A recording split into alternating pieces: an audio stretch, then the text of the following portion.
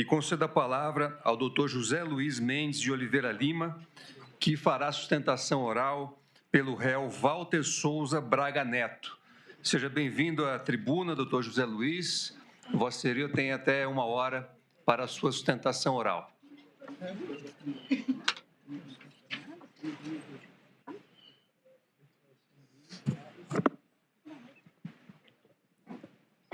Eminente presidente, ministro Cristiano Zanin, inicialmente eu preciso agradecer Vossa Excelência por ter prorrogado a sessão para que eu pudesse usar essa tribuna sagrada, porque se eu tivesse que esperar mais uma semana para ser o último a falar, os poucos fios de cabelo que eu tenho na terça-feira, não teria nenhum. Presidente, muito obrigado pela gentileza de Vossa Excelência.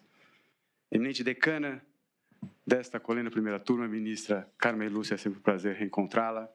Eminente ministro Luiz Fux, eminente relator, ministro Alexandre de Moraes e eminente ministro Flávio Dino. Douto, sou procurador-geral da República, receba dessa defesa o respeito e a admiração pela instituição e por Vossa Excelência aqui presente. Eminentes advogados que divido a tribuna, senhoras e senhores serventuários da Justiça.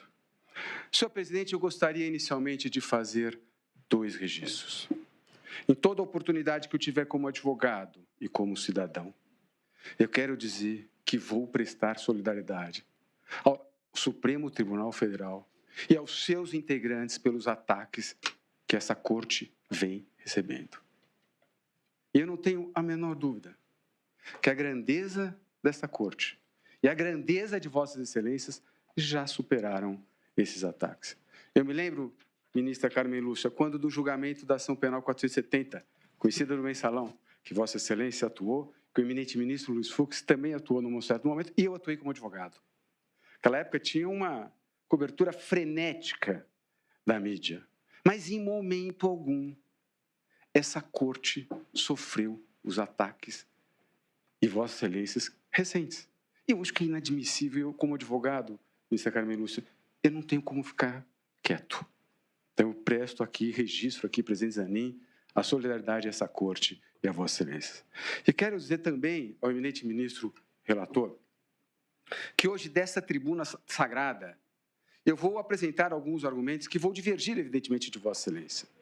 Mas o fato de divergir de decisões de Vossas Excelências, eu quero dizer textualmente que não quer dizer em momento algum, que eu acolho os ataques que foram feitos a Vossa Excelência. Vossa Excelência tem passado, Vossa Excelência tem presente e Vossa Excelência tem futuro nesta corte e no Brasil. Eu precisava deixar isso muito claro. O segundo registro, presidente Zanin, eu lembro que eu falei até olhando para o ministro Flávio Dino, quando recebeu a denúncia, da emoção de falar nessa corte, né? Que as mãos ficam geladas. E nesta data, ministro Flávio Dino, nesse momento que eu estou aqui nessa tribuna, essa emoção ela aumenta. E por que ela aumenta? Porque eu estou defendendo um homem de 40 anos de serviços prestados a esse país, ao Exército Brasileiro. Um homem sem qualquer mácula, sem qualquer mancha na sua carreira. E se a denúncia for aceita da forma como foi proposta pelo Ministério Público, este homem que tem 69 anos, ele provavelmente passará o resto da sua vida no cárcere. Portanto, a responsabilidade desse advogado e a responsabilidade desta corte é brutal. E é evidentemente que este advogado fica emocionado com essa situação de um cliente que, evidentemente, eu passei a ter uma relação. E eu preciso dizer com todas as letras, já no início desta fala, Walter Souza Braga Neto é inocente. Walter Souza Braga Neto é inocente. E quem diz isso? Não é este advogado, são os autos. São as provas que foram produzidas nessa ação penal. São as testemunhas de defesa, são as testemunhas de acusação, são os interrogatórios e são os inúmeros documentos que foram juntados neste processo. Presidente Zanin, essa defesa não desconhece o clima deste julgamento. Lá fora. Lá fora. Aqui dentro, não. Aqui dentro eu estou falando do Supremo Tribunal Federal. Aqui dentro eu estou falando dos magistrados mais experientes desse país. Essa aqui é serenidade. Aliás, como foi o julgamento aqui dentro? Que é o que importa. Que é o que importa. Inicio a minha defesa falando do cerceamento de defesa.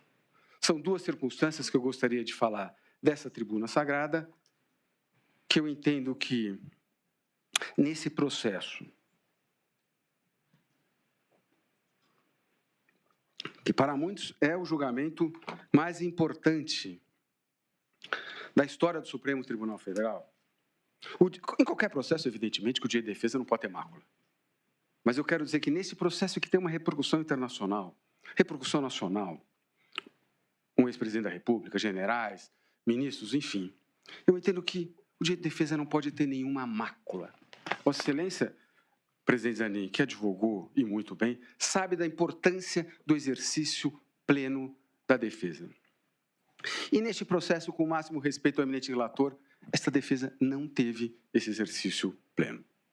Nós estamos falando aqui, eminente ministro Luiz Fux, do acesso à prova dos autos. O eminente colega Celso Vilar abordou muito bem essa questão e eu vou, mais ou menos, sobre essa linha também que eu quero colocar.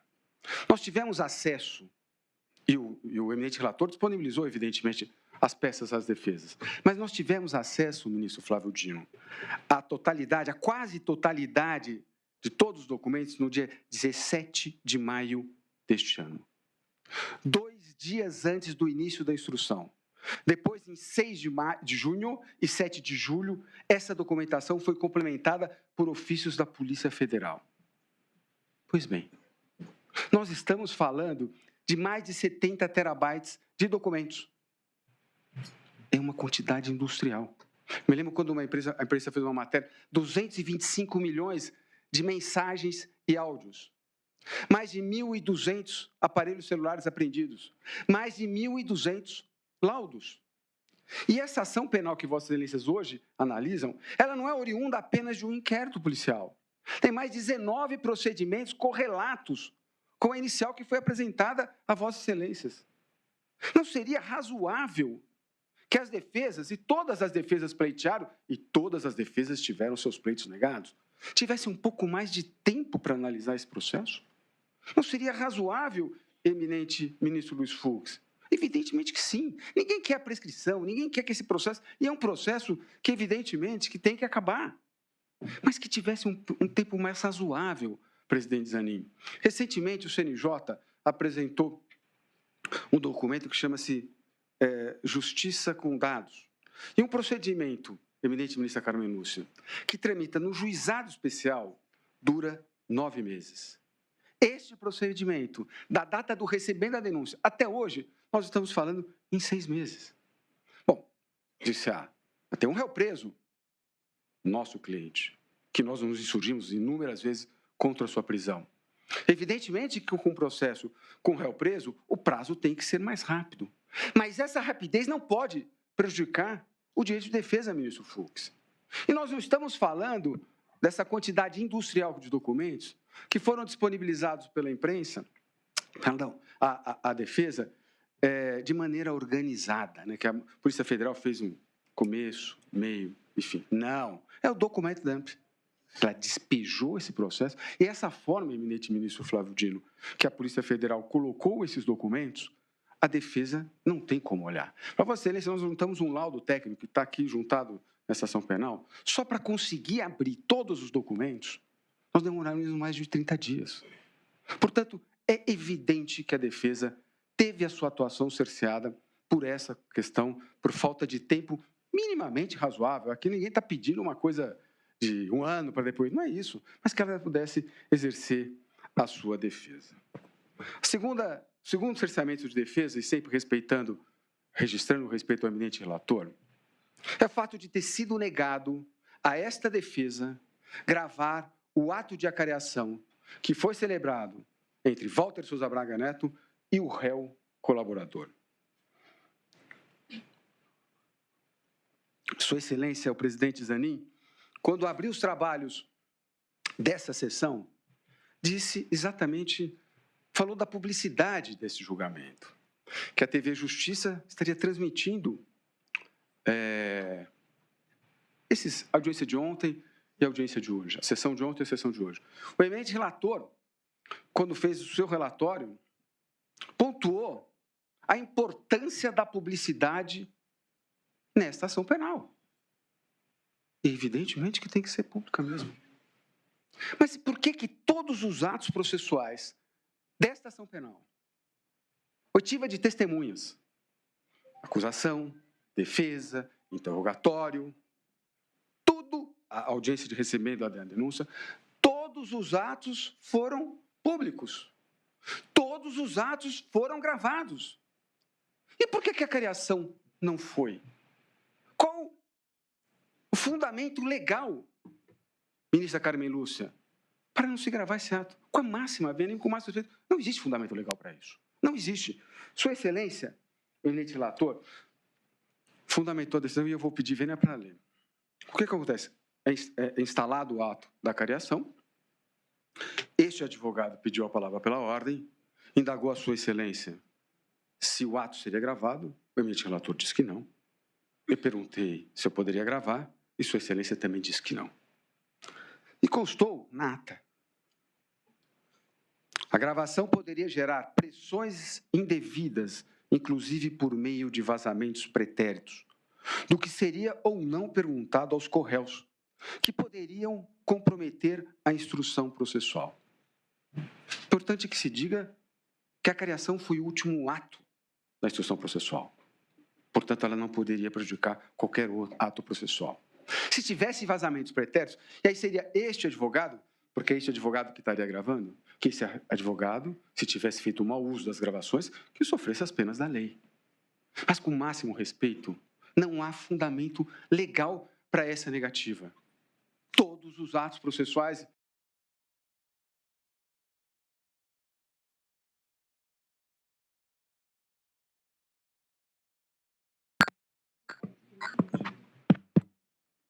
Não está funcionando o áudio. É? Alô? O áudio não está funcionando. o áudio não está funcionando. Eu acho que voltou. Voltou.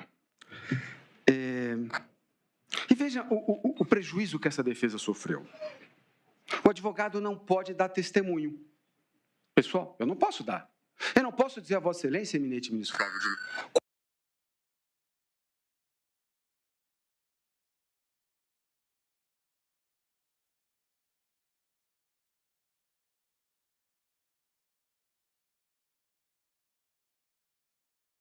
acho que retornou agora. Acredito que houve o retorno agora.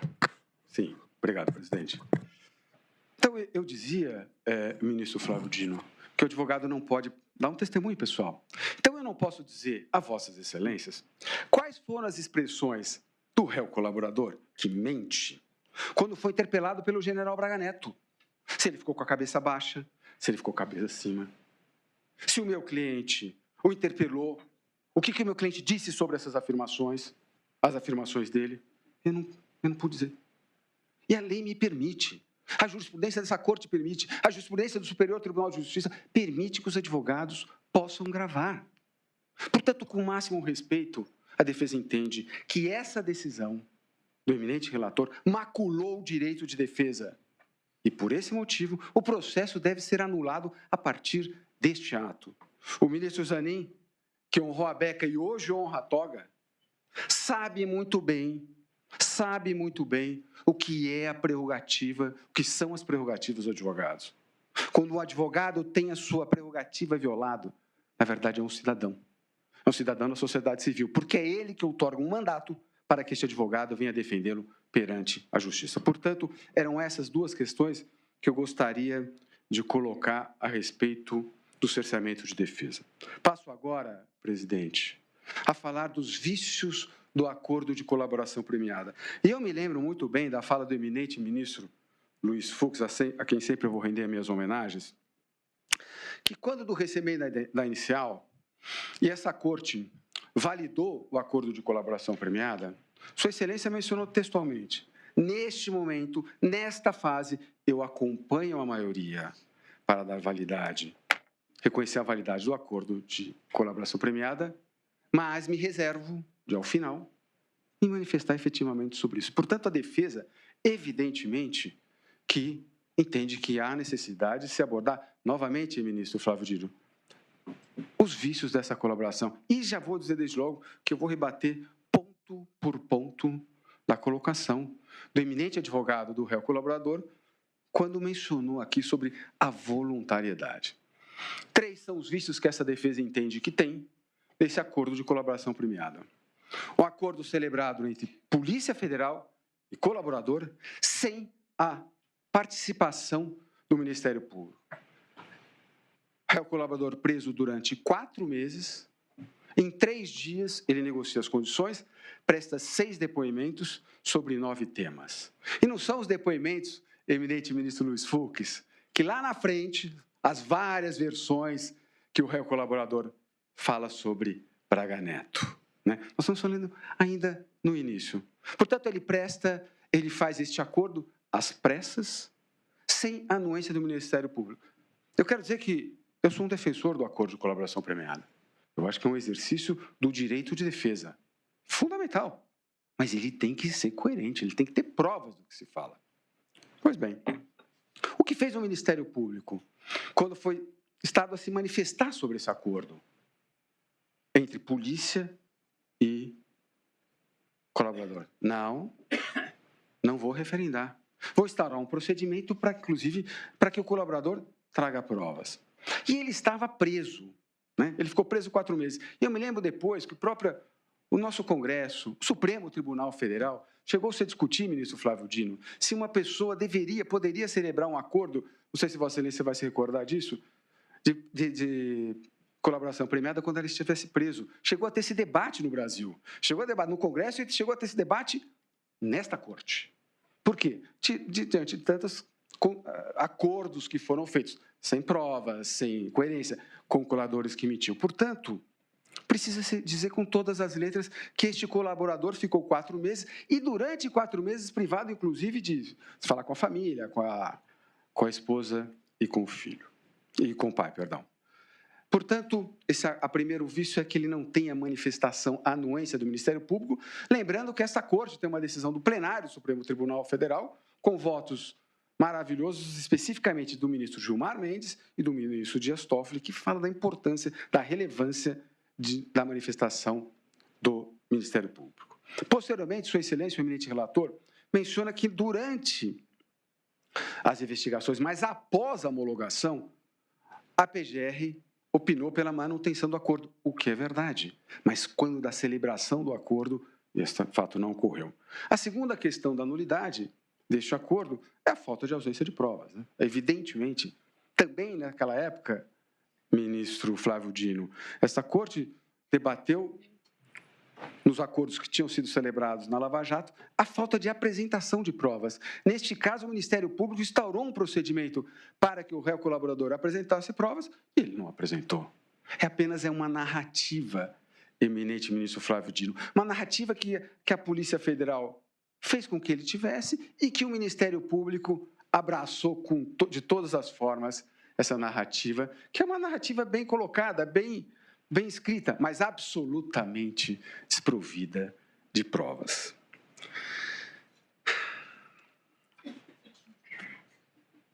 Eu ouvi aqui atentamente a fala do eminente advogado, do réu colaborador, quando ele mencionou que o réu colaborador fez este acordo tranquilo, de livre e espontânea vontade. Leu aqui um trecho de um áudio dele. Isso aqui não é nada, isso é uma divergência, é tão natural ter divergência. Voluntariedade é o requisito fundamental para a celebração de um acordo de colaboração premiada e todos os operadores de direito sabem isso. Nestes autos, neste processo, o que menos existiu, respeitando entendimentos diversos, foi a voluntariedade.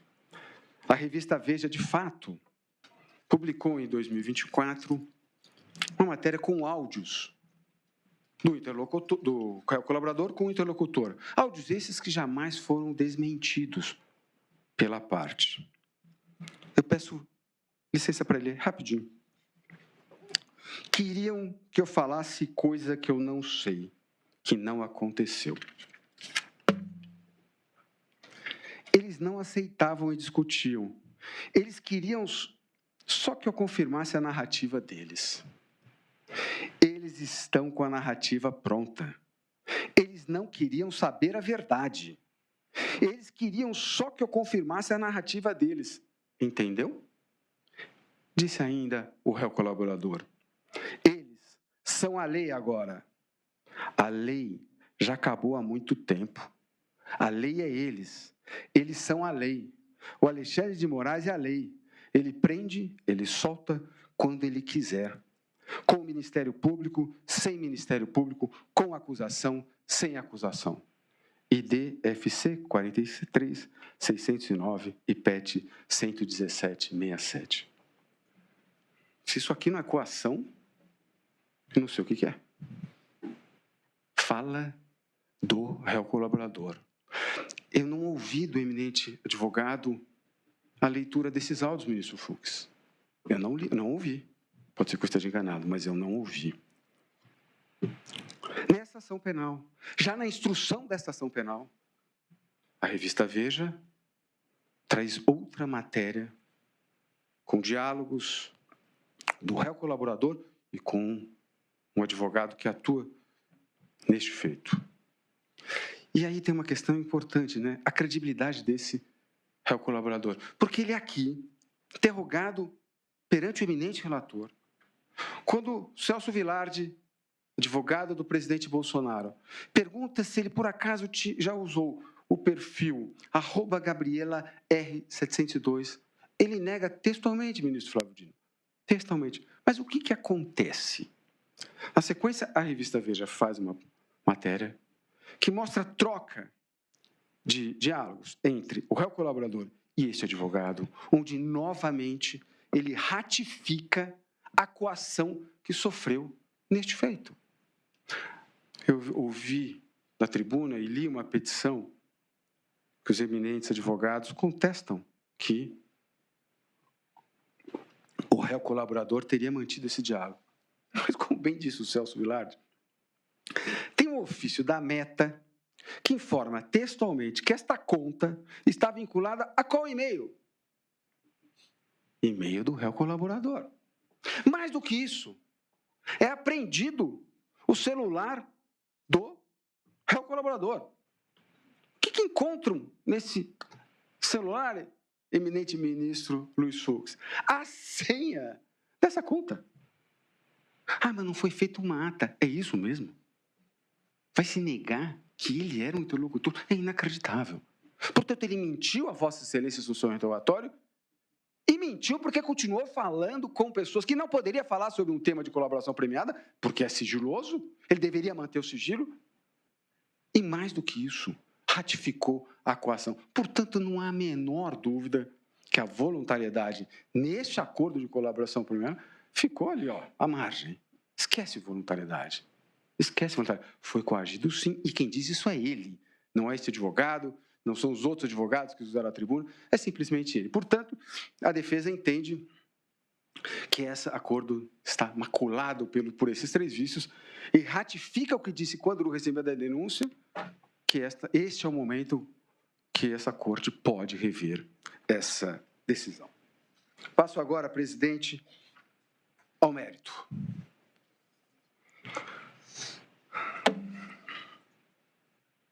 Eu ouvi o tempo inteiro, eu falava assim, não, mas não tem só a colaboração nesse processo contra Braga Neto. Tem provas, tem um monte de prova. Nós estamos falando de quase 80 terabytes de documentos. Eu vou repetir da tribuna. 225 milhões de áudios e mensagens, ministro Luiz Fux. E o que tem contra Walter de Souza Braga Neto é esta delação mentirosa e 8 prints adulterados, e eu vou dizer isso e vou provar isso, já provamos nos autos. É absolutamente só. Acusação que fez um discurso muito bonito aqui, muito bem lido, inteligente, evidentemente, nós estamos falando do Procurador-Geral da República. Mas não tem prova. É um discurso, é uma narrativa acusatória. Não se pode condenar alguém com base numa narrativa. Há de se condenar alguém com base em provas. E o Ministério Público, com o máximo respeito, não trouxe provas nenhuma. E não trouxe provas não por incompetência do Ministério Público, presidente Nanin, não por inércia do Ministério Público. É porque não as tem. Não as tem com relação a Walter Souza Braga Neto. É disso que precisa se falar. Com todo esse documento, com toda essa quantidade industrial de documentos, ministra Carmen Lúcia, o que nós temos contra Braga Neto é esta delação, que eu vou aqui, a seguir, rebater ponto por ponto, e oito prints contra Braga Neto? Não é possível, não é possível. Olha a afirmação que constou da manifestação da PGR.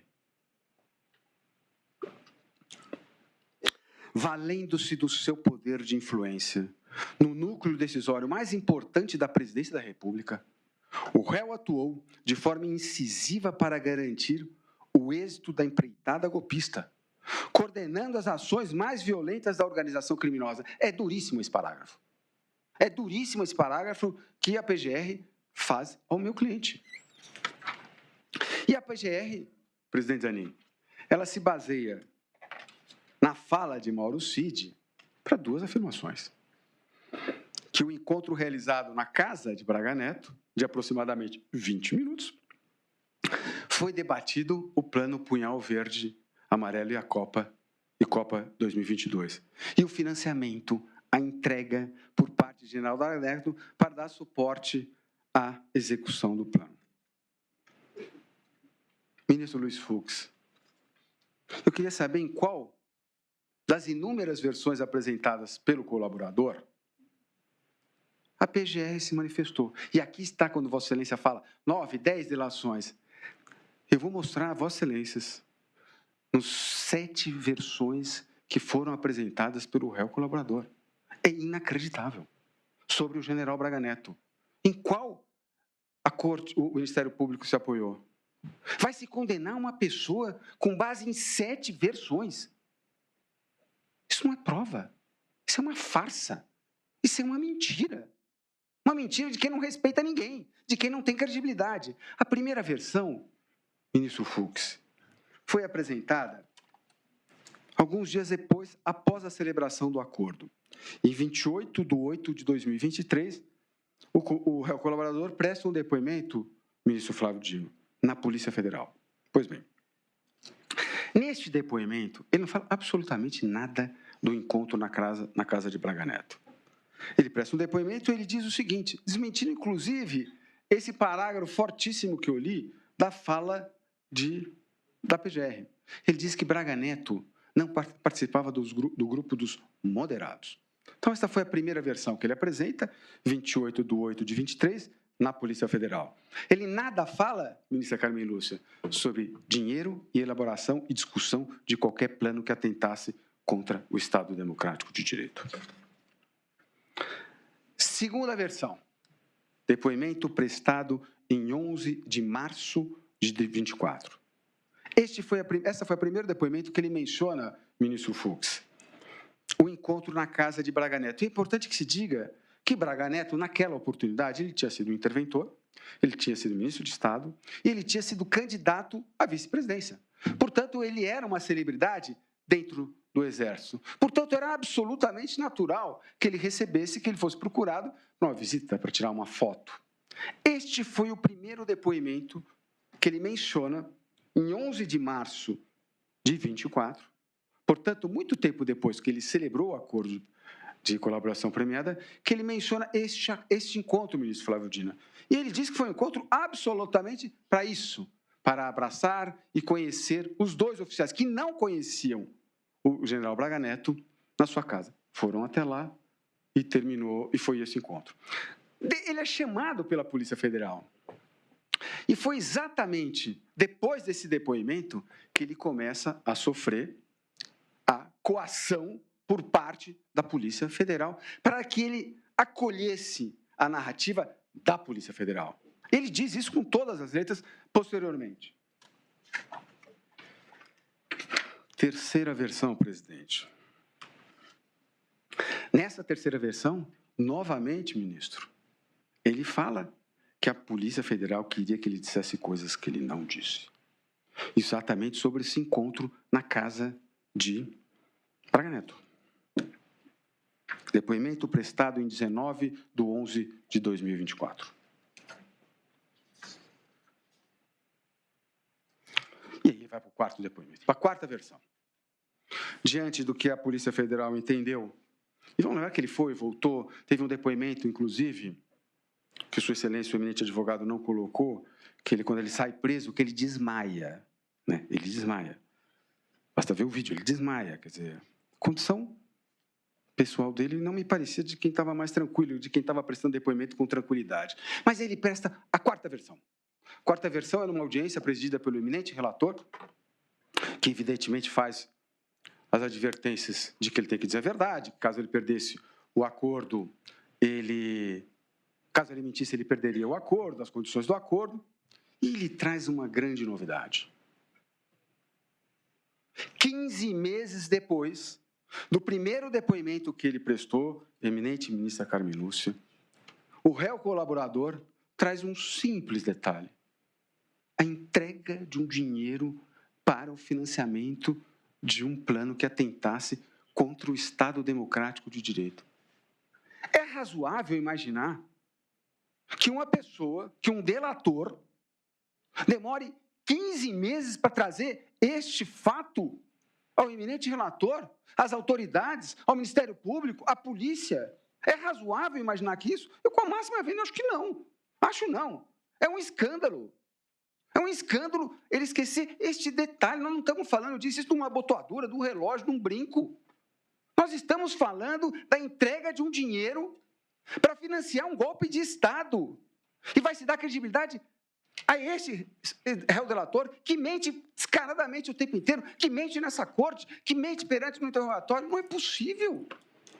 Não é possível, ministro Flávio Dino. Evidentemente que essa defesa tem que se indignar com isso.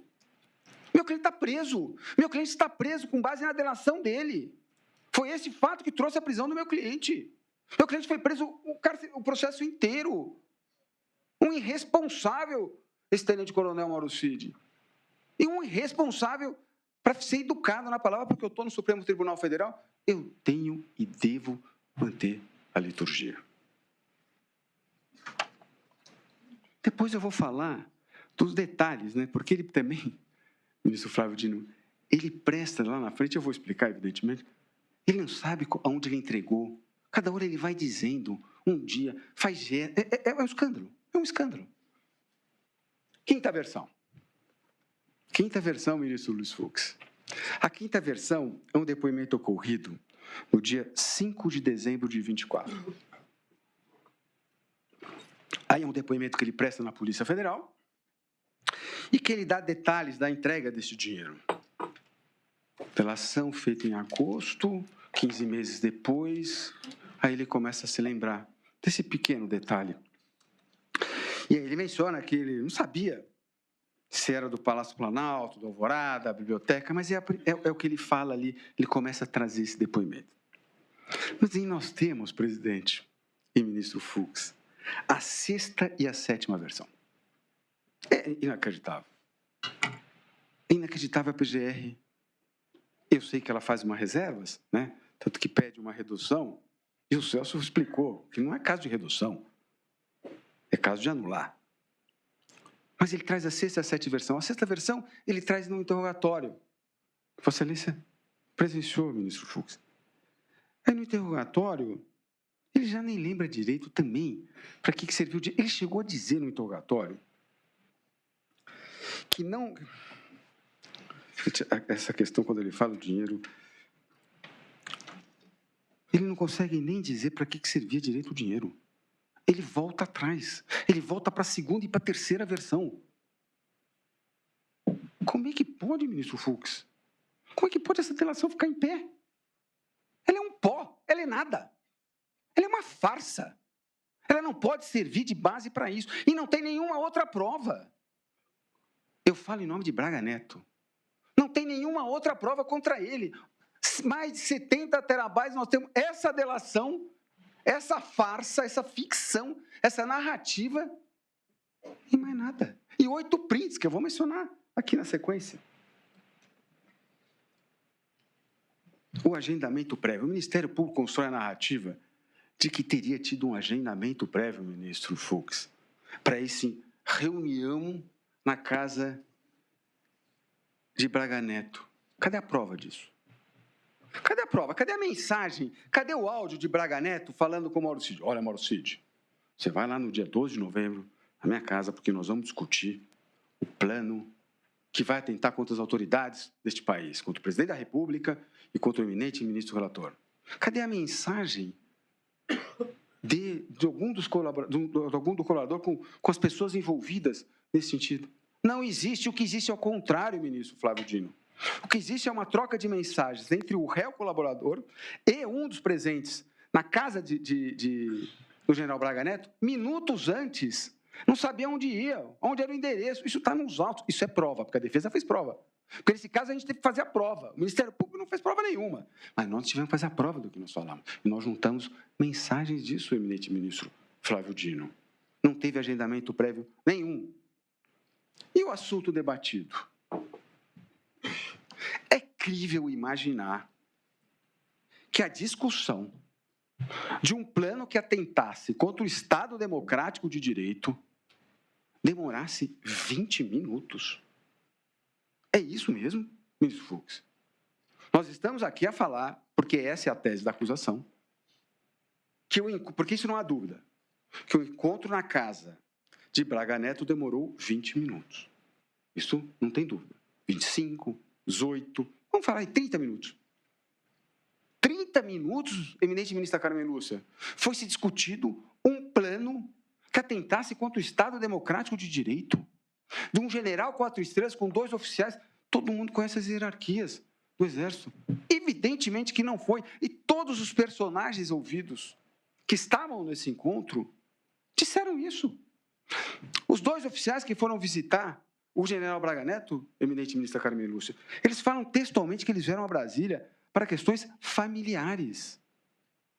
Não existe uma única prova. O próprio réu colaborador, quando disse aqui, disse que não presenciou a discussão de qualquer plano, o Punhal Verde e Amarelo ou Copa 22. E aí ele diz, inclusive, que ele sai desta reunião, que ele não fica o tempo inteiro, porque ele tinha uma reunião depois no Palácio Planalto.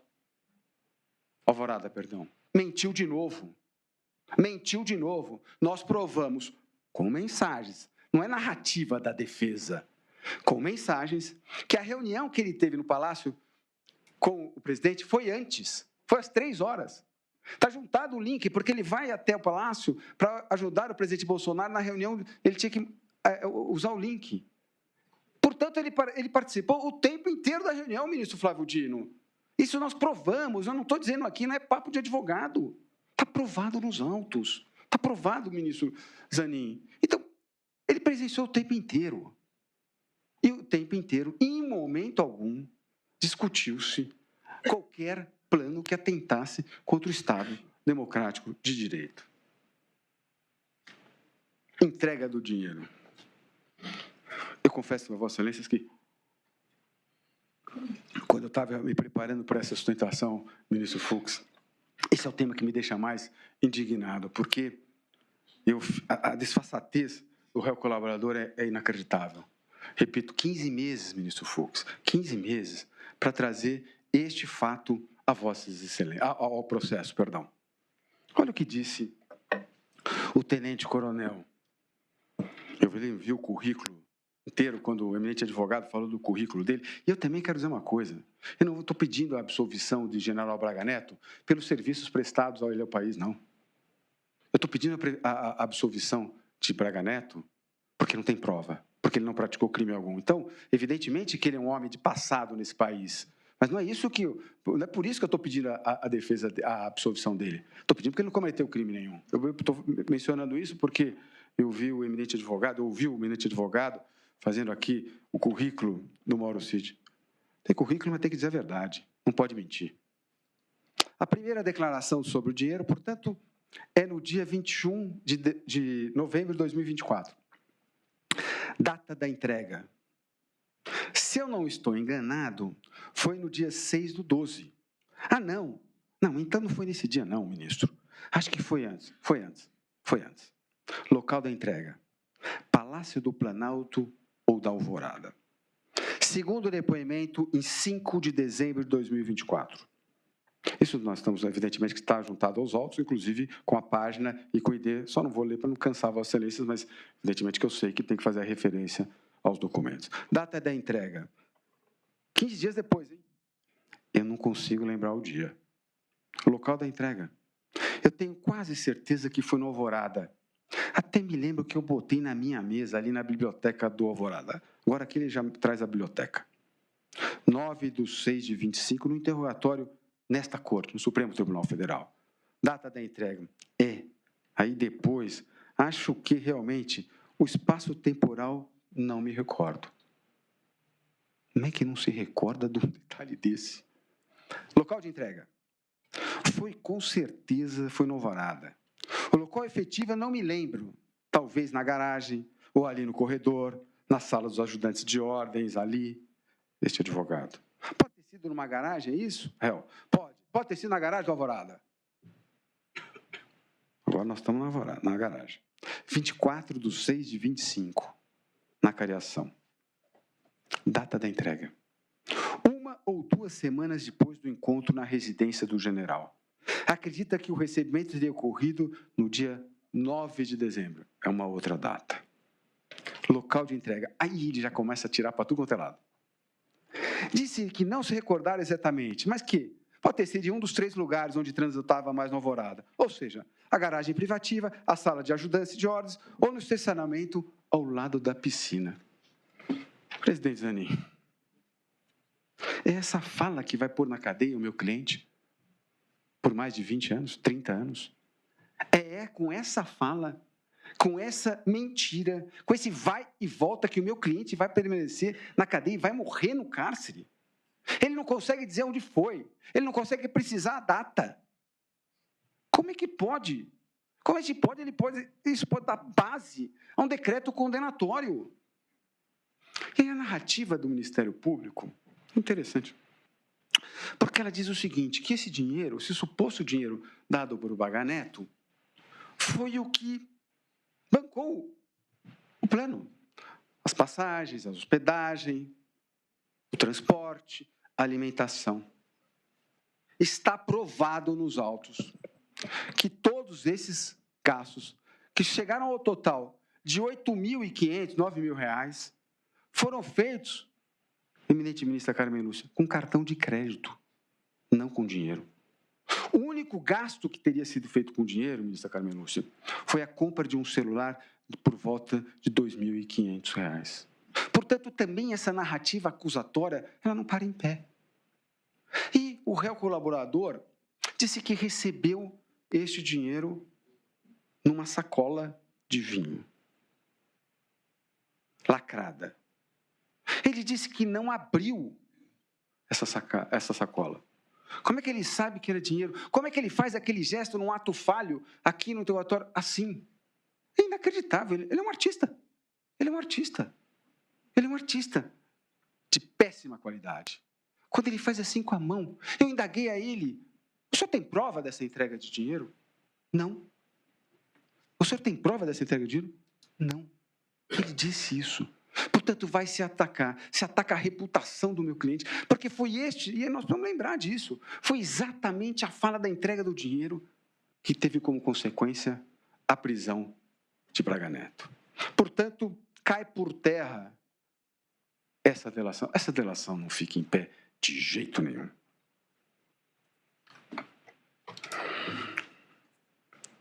Uma outra tese da acusação é que o meu cliente coordenou os ataques virtuais contra o alto comando. É um outro tema que me irrita, com todo respeito, presidente Zanin.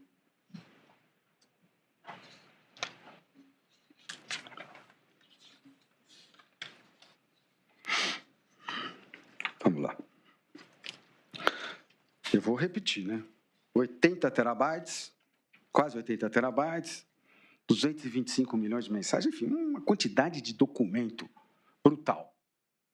E o que a PGR fala que tem de prova contra o meu cliente são 8 prints, ministro Flávio Dino. Primeiro, é importante que se diga da jurisprudência consolidada do Superior Tribunal de Justiça que prints não têm validade nenhuma.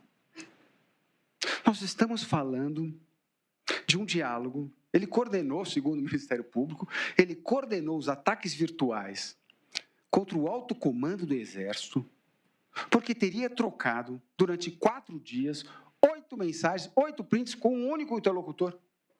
Quer dizer que ele coordenou todo esse ataque violento ao alto comando, com 8 prints, em 4 dias, com um interlocutor, ministro Fux.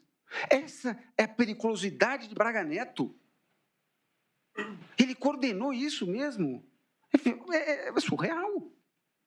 É surreal. E nós estamos falando, e nós juntamos isso, ministro Flávio Dino, porque essa defesa tem que fazer prova. Os prints que o Ministério Público se relaciona, eles foram adulterados. Nós juntamos um parecer disso, ministro Flávio Dino. Porque o que acontece? Não é uma troca de mensagens, não tem uma cadeia de custódia, ministro Flávio Dino.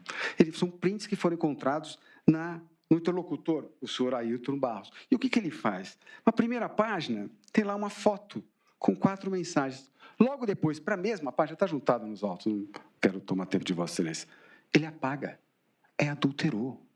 Ele adulterou a conversa. E não tem cadeia de custódia, não tem começo, meio e fim. Essa prova que o Ministério Público entende que é cabal para provar que o meu cliente coordenou, foi o coordenador dos ataques virtuais ao alto comando. Isso não para em pé. Isso não para em pé. Em 70 terabytes, é essa outra prova robusta, fora delação, que a acusação defende contra Braga Neto. É inaceitável, com o máximo respeito, com a máxima vênia à acusação. E a última questão que eu gostaria de colocar dessa tribuna seria que o Ministério Público aponta, seria a participação de Braga Neto com os ataques de 8 de janeiro. Fatos que merecem um repúdio de qualquer cidadão do bem. Eu disse aquilo quando recebi a denúncia, presidente Zanin, e quando eu vi os atos de vandalismo, os atos criminosos de 8 de janeiro, aquilo me assustou e eu respondi, eu disse isso nessa tribuna.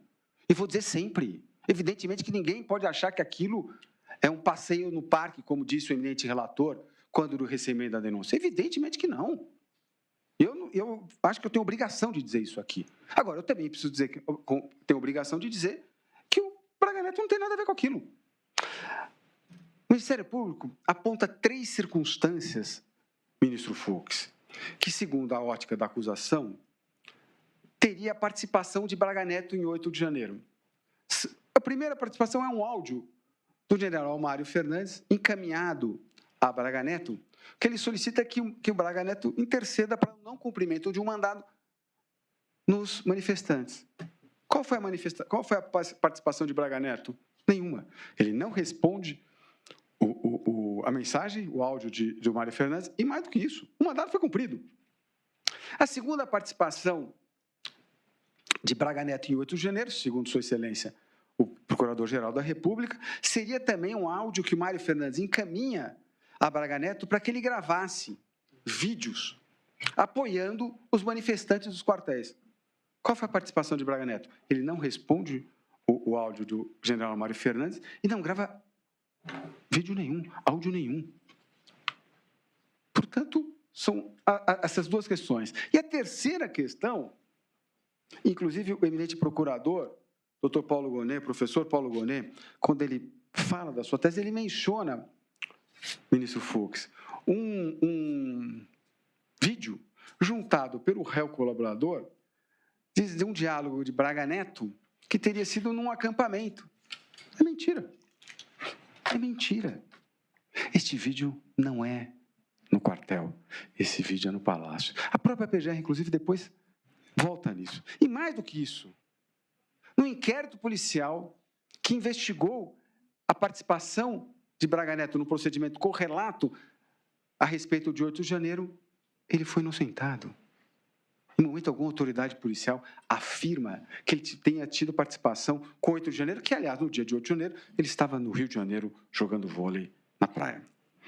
Presidente, agradecendo mais uma vez a oportunidade que Vossa Excelência me deu de usar a palavra, e evidentemente que eu sei que Vossa Excelência, agradeço a todos os ministros, porque evidentemente que Vossa Excelência deve ter consultado a todos. O eminente relator disse uma frase que eu concordo. A impunidade deixa cicatriz na democracia. É verdade. Mas a condenação de um inocente, a condenação de alguém sem provas, deixa uma ferida aberta para sempre. Porque essa não tem como corrigir. A condenação de um inocente, ela deixa uma ferida aberta. Não tem como cicatrizar. A democracia, o Estado democrático de direito, evidentemente que tem que ser defendido por todos. Mas, mesmo nessa defesa, nós não podemos deixar de lado o princípio da presunção de inocência. Eram essas as palavras que eu gostaria de dizer nessa tribuna sagrada, emocionado por estar falando perante o Supremo Tribunal Federal, agradecer a atenção de Vossa Excelências e cumprimentar, presidente Zanin, Vossa Excelência pela coordenação e organização desses trabalhos. Meu muito obrigado a todos.